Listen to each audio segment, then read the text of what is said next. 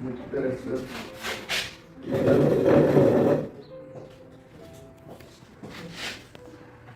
E entendemos que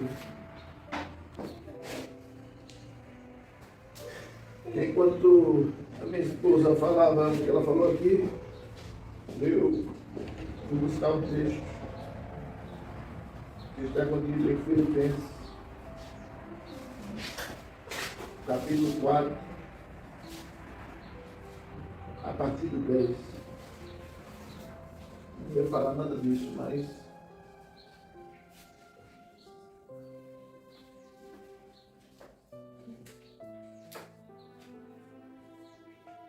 Filipenses capítulo 4, a partir do 10. A minha vida em união com o Senhor, fiquei muito alegre, porque vocês mostraram o cuidado que têm comigo. Não quer dizer que vocês tivessem deixado de cuidar de mim. É que não tiveram a oportunidade de mostrar esse cuidado. Não estou dizendo isso para me sentir abandonado, pois aprendi a estar satisfeito. E sei o que é estar necessitado. Sei também o que é sei também o que é ter mais do que eu preciso. Aprendi o segredo de me sentir contente em todo lugar e em qualquer situação. Que esteja alimentado ou com fome. Que tenha muito ou pouco. Ou que não tenha pouco nem nada. Com força em Cristo. E com a força que Cristo me dá, vou enfrentar qualquer situação. Mesmo assim, vocês fizeram bem em me ajudar em minhas aflições. E você diz: Amém. Pai, louvamos pela tua palavra lida. Que esta porção possa ser como um medicamento espiritual para nossas vidas. Em nome de Jesus. Amém. Glória a Deus. Amém. Peço perdão, Senhor, por nossos pecados, pensamento, ações, palavras. Amém. Meus irmãos, a carta de Paulo aos irmãos em Filipe, a partir do versículo 10, ela é uma junção, se quisermos fazer isso, do texto oficial que foi lido de José Fabiano. Então, perceba bem, o texto oficial que foi lido diz o quê? O que é que diz 1 Coríntios? Capítulo 4. Capítulo 4. A partir do 16. A partir do 16, o que é que diz? Porque nada se compara. Todo o sofrimento que eu passo, que você passa hoje, nada se compara ao peso da glória do tesouro que nos há de ser revelado. Por causa disso, Paulo já tinha escrito as cartas aos irmãos de Corinto. Quando ele escreveu essa carta, ele disse isso: eu aprendi a viver, tendo tudo ou não tendo nada, tendo pouco ou tendo muito. Eu sei viver em qualquer circunstância. Em outras palavras, ele estava dizendo: eu aprendi a depender de Deus. Por esses dias, minha irmã estava me dizendo que já faz uns dias que come cuscuz com feijão, cuscuz com leite, cuscuz com feijão, cuscuz com leite. Isso está igual? Claro, deixa ela escutar comigo. Não, ela quer dizer que come isso nos 3 horários. Entendeu? Tirou a bolsa. Graças a Deus. Estamos muito parecidos. Eu acho que ele está mais boa que cuscuz. Ela não falou isso reclamando, ela comentou. Mas, todavia, a minha esposa estava falando aqui sobre ingratidão.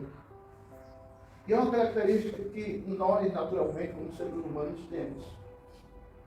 Porque nós, irmãos, para pedir a Deus, nós pedimos nos detalhes. Senhor, me cura dessa dor de cabeça. me cura da dor de dentro, me cura da diabetes, me faz voltar a andar, me ajuda a emagrecer, me cura da ansiedade, me cura da crise de pânico, me cura da depressão. A gente detalhe. Eu não conheço um irmão que diga, Senhor, me cure de tudo que eu preciso. Senhor, me dê tudo que eu necessito. Não. Eu vejo os irmãos, isso não é um defeito, deve ser, é da grande, imensa maioria. Quando vou pedir detalhes, Senhor, eu quero isso, eu preciso disso. Mas não é de agradecer? Senhor, obrigado por tudo. Nós temos esse defeito. Isso é um sinal de ingratidão. Porque na hora que eu peço e sei detalhar, na hora de agradecer, eu preciso lembrar de detalhar também. Mas, o que é que isso tem a ver com Deus? Paulo sabia ser grato. Tanto quando tinha tudo, quanto quando não tinha nada. Por quê? Porque ele sabia que o que ele tinha a ganhar na vida eterna era muito maior, infinitamente maior, do que o que ele tinha aqui na terra. E olha que Paulo era um profissional muito qualificado. Paulo falava grego, latim, hebraico, aramaico. Paulo era doutor formado na sinagoga de Gamaliel. Paulo conhecia as escrituras do Antigo Testamento praticamente de cor. Paulo era de uma família rica. Quando ele teve a coragem, em 1 Coríntios capítulo 11, de dizer, sedes meus imitadores, como eu sou de Cristo, era uma ousadia das poucas que alguém tomou a dizer na Bíblia, porque ele estava dizendo, do mesmo jeito que Cristo agiu, eu imitei. Eu não tenho essa coragem de dizer isso, eu nem. Interessante é você frisar uma coisa. Na verdade, Paulo era tão convencido daquilo que ele queria, que ele diz, não vivo mais eu. Ayrton Senna tem uma frase que é muito famosa na Fórmula 1. Ayrton Senna, na semana que correu, na semana da sua morte, a morte de Ayrton Senna foi no dia 1º de maio de 1994. Ele morreu mais por volta de meio-dia, horário do Brasil. Ayrton Senna dizia uma frase que ficou famosa e até hoje quem conhece a Fórmula 1 não sabe. Ele disse, tem hora que eu não sei quem é o carro, se sou eu ou é a máquina. Tem hora que eu não sei quem é o piloto, se sou eu ou é o carro. Ele se confundia com a máquina, com o carro de Fórmula 1. Uma hora ele não sabia quem era quem. De tão apaixonado que ele era pelo que ele fazia. Paulo era tão encantado por Jesus que ele disse, eu não vivo mais eu. Mas se o meu maior foco, o meu maior desejo é quando alguém olhar para mim e não ver a minha caricatura, é ver a fisionomia dele. E eu sei viver, independente das circunstâncias. Essa semana eu estava dizendo a alguém, o que você está dando para Deus em troca do benefício que Ele fez a você? Virar as portas e ir embora. Desistir de tudo. Poxa, a minha esposa está ali, desconfiada, que pode estar sofrendo de fibromialgia. Talvez você não saiba o que é isso. Mas é uma das terríveis enfermidades que existe, eu já pesquisei sobre ela. Todas as juntas do corpo. Ou seja, significa dizer que onde existe o nervo, você vai sentir dor. Onde é que não tem nervo no seu corpo?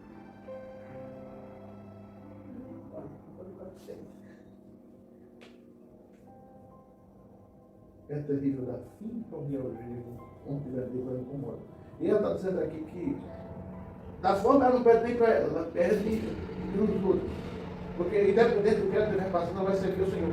O que é isso? Tentar imitar Paulo.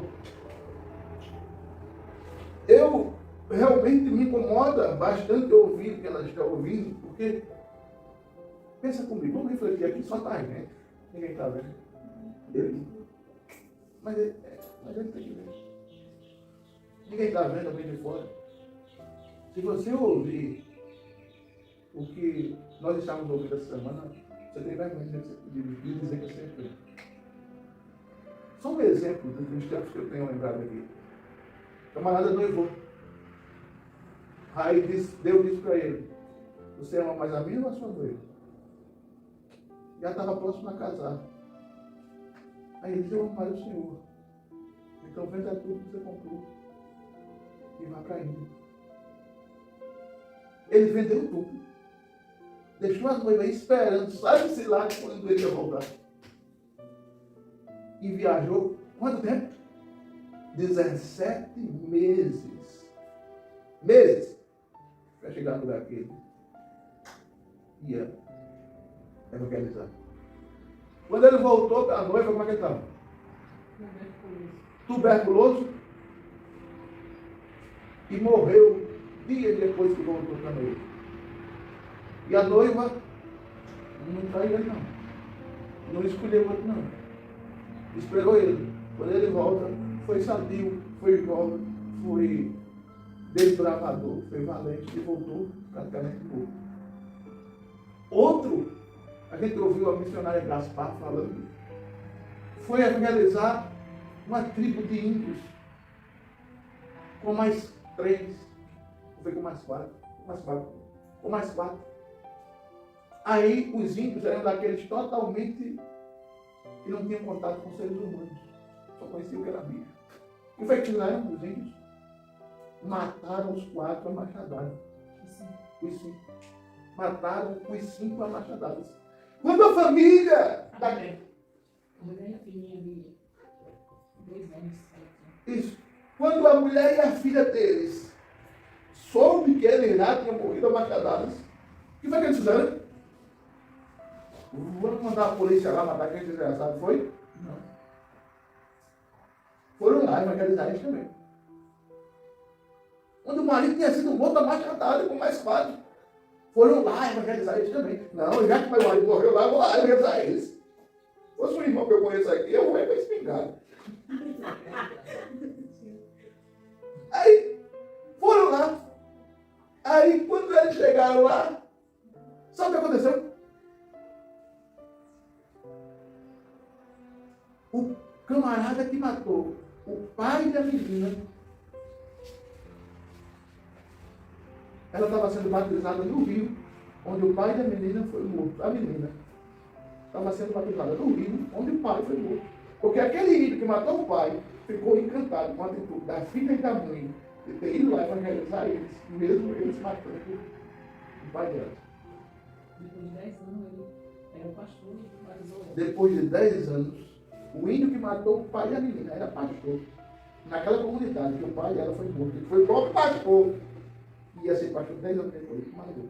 Estava batizando a filha do missionário que morreu. No rio que ele morreu. Dá para você? Água pra cabeça. Aí, precisamos ou não precisamos ser crente? Eu sou quê? Sou não, filho. Dá vontade de dobrar o joelho e aceitar Jesus de novo. Se eu tivesse com a perna inteira, eu já tinha ido resolver o problema com o meu vizinho. Eu não sou crente não, mãe. Eu falo. Como é que eu vou evangelizar o lugar, Herodias, onde meu pai foi morto a machadadas e ser batizada nas águas pelo homem que matou o meu pai no rio que meu pai morreu? É coisa de maluco, José. Mas não é coisa de maluco, não. É coisa de quem ama a Deus. É coisa de quem ama a Deus.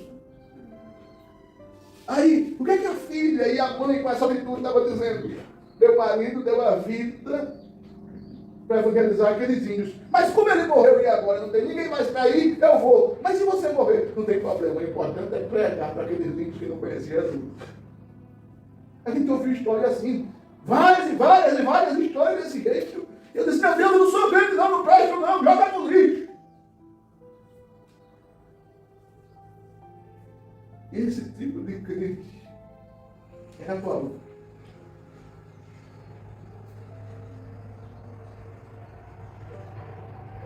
Até porque vocês não tem telefone para ter WhatsApp, não tem. Comprou uma terninha. Mas. Mas não pega WhatsApp não. Não, comprou uma terninha, porque eu não quero que aquele negócio. Então dá vontade de botar no grupo da igreja. Vamos botar no grupo da igreja.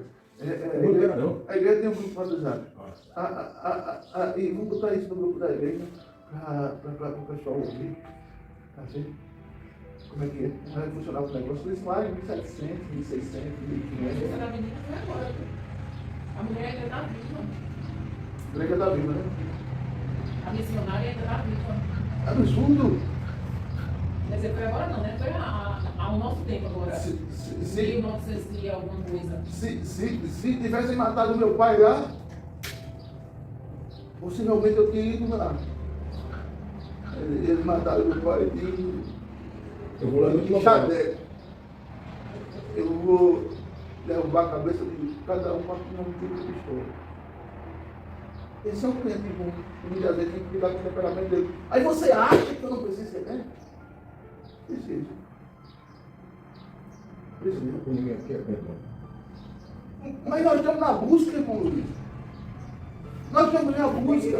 Todo dia estamos procurando a A Tânia só usa uma frase, desde que ouviu essa frase, é a frase que ela usa. Até que nada mais importa, até que nada mais importa, até que nada mais importa, até que nada mais importa. Às vezes eu trago um vídeo, até que nada mais importa. Mas é até que nada mais importa. A gente precisa viver a Bíblia como ela é. Esses homens que relatam, essas histórias relatam, oravam 14 horas por dia.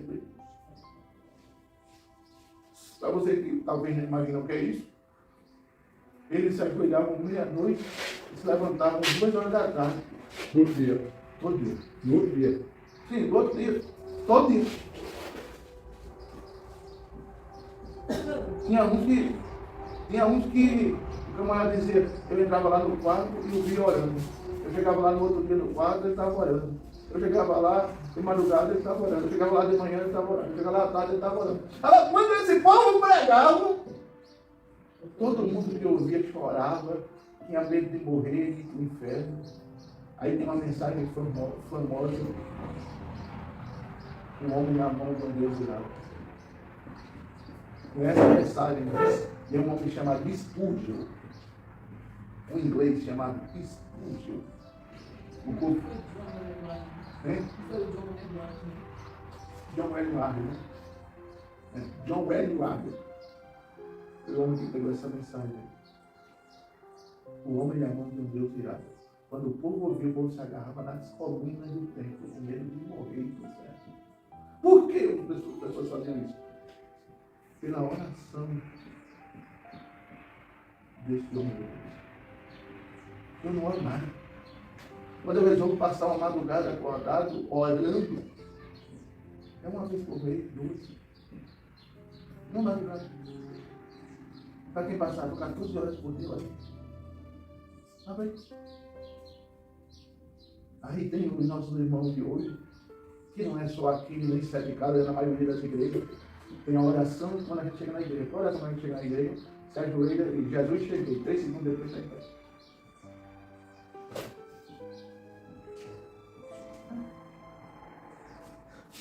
Tem os irmãos que chegam na igreja e nem sabem. Aí diz, rapaz, poxa, pastor, cadê Jesus? Jesus está no mesmo lugar. A diferença é que a gente não somos aqueles crentes que deveriam ser. A diferença é que nós deixamos Deus de lado. Eu estava assistindo um vídeo num assentamento no Ceará, uma igreja, o culto estava rolando. Aí uma instituição, não lembro lá qual foi, mandou um caminhão de cesta básica. Os irmãos estavam lá na hora. Já aconteceu isso aqui? Não, mas é isso que Tá rolando aqui, chegar. isso que eu estou falando foi senhora. Sim, mas a gente tem um exemplo aqui também. Mas eu não queria estar aqui, não. Mas deu, né? Não, mas eu vim do Ceará. chegou a turminha lá das crianças. Mas eu vi no Ceará. A menina disse, "Ah, Eu já estou falando só, né? Eu vi no Ceará. Eu estava aqui, Como é que Deus vai operar na minha vida se eu troco guloseima pelo culto? Pipoca, certo, mas o senhor percebeu isso muito só o senhor. Eu estou levando dessa semana, vem para direto. Então, meu irmão, só tem uma coisa. O que é que eu tenho que fazer? Não faça muita coisa não. Todo dia, uma hora e meia, 5 capítulos da Bíblia. Aí tem minha lista, não está boa. Aí que quando eu vou levar o sono, quando eu vou orar eu acabo dormindo. Ele, minha irmã, como é que a senhora vai conseguir? Os homens de 1800, 1700, 1600, 1500 na Inglaterra, nos Estados Unidos, eles tinham carne diferente do que essa que a gente tem? Será que naquela época já não tinha mulher oferecendo para eles cantor de pecado? Será que naquela época já não existia pornografia? Será que naquela época já não existia homossexualismo? Será que naquela época já não existia essas tentações que a gente sofre hoje? Será que naquela época, aliás, tem uma história que eu me assustei dessa que a gente estava ouvindo. A mulher teve 25 filhos. Aí é mulher, fêmea. Eu conheço uma que teve 21, minha vizinha lá. Não, peraí, mano, peraí. A mulher teve 25 filhos e todo dia tinha culto doméstico. Você já imaginou fazer culto doméstico com 25 meninos? Muita gente, né? Dentro de uma casinha pequena. Vocês já ouviram falar de John Wesley? John Wesley. A mãe dele é Susana Wesley. Se você colocar o nome na internet, você se tem. Susana No Wesley. YouTube, pode no YouTube. Vai aparecer a história dela. Ela é a mãe de John Wesley. Quantos filhos? 19. É pouco? 19 filhos. Ela tirava 1 hora de manhã para orar e ler a Bíblia e 1 hora à noite. E ela se martirizava porque achava pouco. E todos os dias tinha culto doméstico com os filhos. 19 filhos. A outra tinha 25. E cada filho, quando completava 5 anos de idade, já sabia ler e tinha que aprender um versículo da Bíblia. E era ela que ensinava.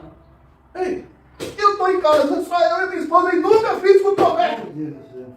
Agora diga se a gente precisa ser crente ou não precisamos. Eu nunca fiz culto doméstico com mulher. Ela ensinava em 1 hora, né?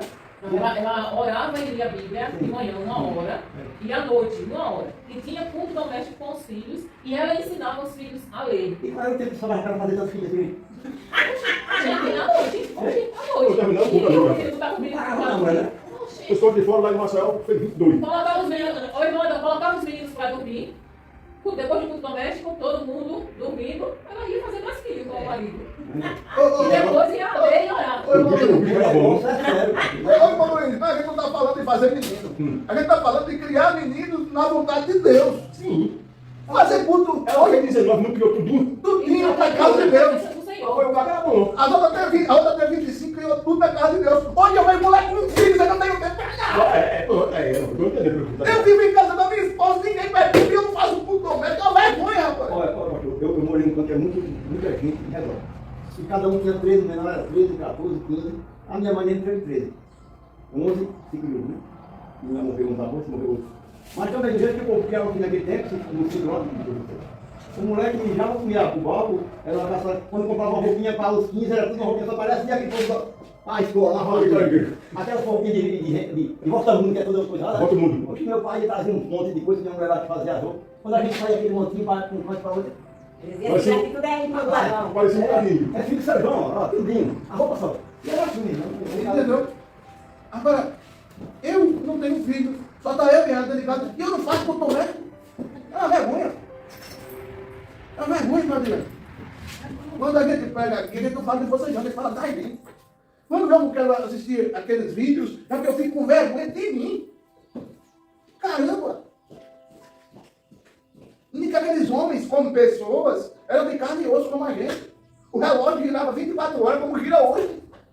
E por que aquele povo tinha tempo e a gente hoje não tem? Não é absurdo? É bom. Aí quando aquele povo orava, Jesus curava de câncer, Jesus curava de toda desgraça. Agora hoje, a gente não ora, a gente não busca, a gente não medita, a gente com muita dificuldade vem para a igreja. Já teve vezes aqui da perna está incomodando e eu olhei para o relógio dizendo, Deus, que ele termine logo, porque essa perna eu vou me deitar, porque o quadril está incomodando e a perna também, eu quero ir embora. Postando aquele hino. Ele perguntou para o filho do pastor se ele usava mais se ele pegava mais a Bíblia que o Facebook. Ele pegava o Facebook. O Facebook era toda hora postando, tudo foi de quando ele vai para igreja. Tem um hino. Tem um hino. Estou indo ali para Né? Estou indo ali para Então a gente precisa ser crente.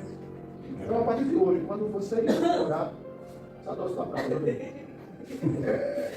quando você e eu for orar, Jesus me ajude a ser.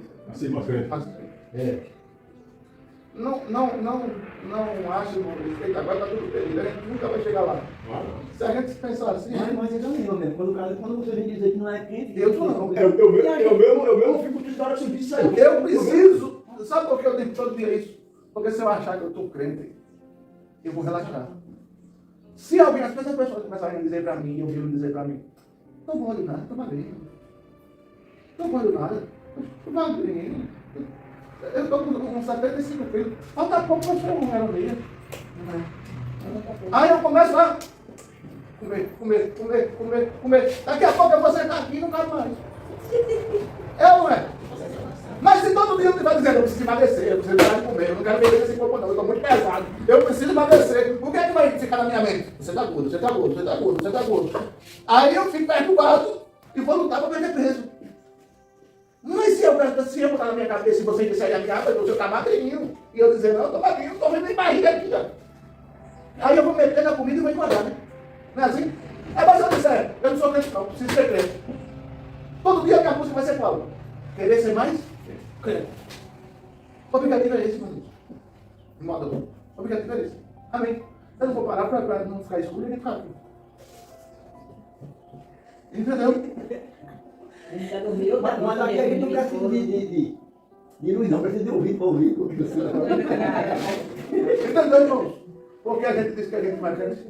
Quantas vezes a gente já se ajoelhou no pé da cama e tu disse, olha por mim, e eu disse também, olha por mim, para quem você quer de novo. Aconteceu umas 3 vezes, diga assim. Não, tu olha para mim. Foi 2, não foi? Foi 2 vezes. 2 vezes. A gente começou a ouvir lá umas coisas, olha, vou me ajudar aqui, vou furar a porra, para você pegar de novo. Porque a gente fica com vergonha. É muito puro, né? Tem que aprender a orar um pelos outros. Aí, a gente fala uma oração pelos outros, eu olho por ela, ela olha por mim. Entendeu?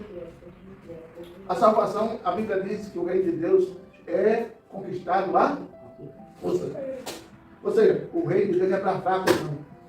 É para aqueles que têm força em Deus. Vocês vão conquistar o reino de Deus com a força do meu braço. Já perdi desde agora. Agora, se eu for conquistar o reino de Deus com a força que Deus coloca na minha vida, através da oração, do jejum, da palavra, do louvor, eu vou conquistar o reino. Amém? Amém. Vamos orar? Ô, pastor, antes de orar, para quem tem, eu acho que uma dessa receita aqui, para quem tem sono, quando vai orar, eu tenho sono, me dá sono, aí se eu deixar a Bíblia, eu não Não, vou. porque minha oração é curtinha. Não, mas para quem tem sono, quando vai ler, eu ouvi um rapaz dando uma receita, o pastor falando, né, que um rapaz dando uma receita, e realmente funciona. Leia em pé e andando. Tem gente que até em pé dorme, né? Então, leia em pé e andando. Vai orar, dobrar o joelho ou se sentar, dorme, ore em pé e andando. Eu duvido a você dormir? Eu vou fazer isso a partir de hoje. Porque hoje, Laís, se eu deixar e for ler, me dá sono. Agora, por mais sono que der, eu andando, eu não vou Só não para mim quando cair. A mesma coisa, se eu ligar o celular para ouvir a Bíblia e me deitar, vai me dar sono. Mas se eu pegar o celular e ficar com ele na mão, andando e ouvindo no meu quarto, eu vou dormir? Não. Não tem como dormir, né? Agora, se eu pegar o celular e ficar olhando no YouTube, dá sono? Não. Dá sono? Não, fica olhando. Eu sei que não dá, porque eu já me lancei 2 horas. Eu já cheguei da igreja. Eu tirei a roupa, eu vou tomar banho, aí ele entra no banheiro primeiro, né? Aí para esperar ele, eu tirei a roupa, deitei na cama e com o celular. Ele saiu do banheiro, foi para o escritório fazer as coisas dele. Eu passei 2 horas. Eu não estou dizendo que é vocês que passam, não. Foi eu, quando eu olhei, misericórdia, né? 12 horas da noite, dormindo no YouTube.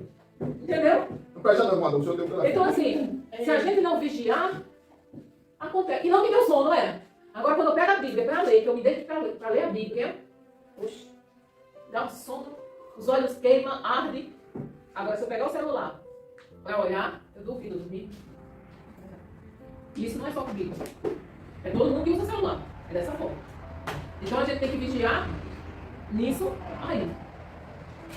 Ai, gente. Bora lá, pastor. Amém. Pai, muito obrigado por esse culto sem energia, mas com a energia da tua presença. Sem o som, mas com o som das nossas gargantas. Sem a acústica dos equipamentos eletrônicos, mas com a acústica da voz humana. Pai eterno, mesmo sem energia, nós te adoramos, te exaltamos, magnificamos o teu nome.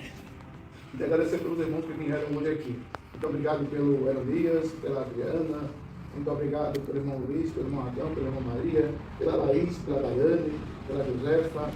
Pai, muito obrigado por todos nós, pelo irmão Adão, que dá saúde ao joelho dele. Pai eterno, dá-nos força para nós amanhã estarmos aqui, adorando e bendizendo o teu nome, em nome de Jesus.